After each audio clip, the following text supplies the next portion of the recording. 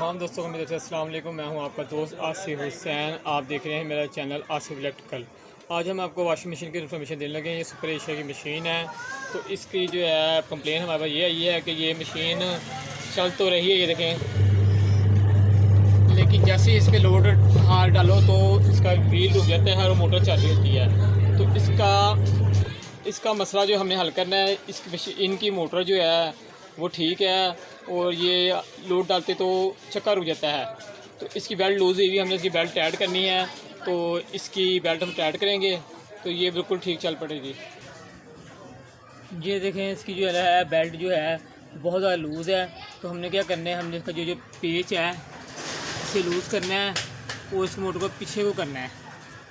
पीछे को करेंगे तो ये जो है मोटर की बेल्ट टाइट हो जाएगी, तो मशीन अपनी स्पीड पे सही चलने लगेगी।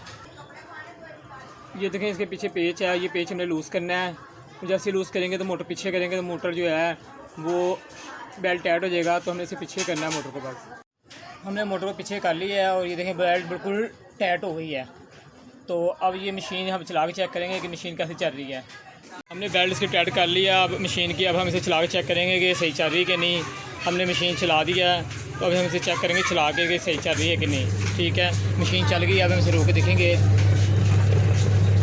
ये देखिए नहीं रुक रही है, ये अपनी स्पीड में है बिल्कुल।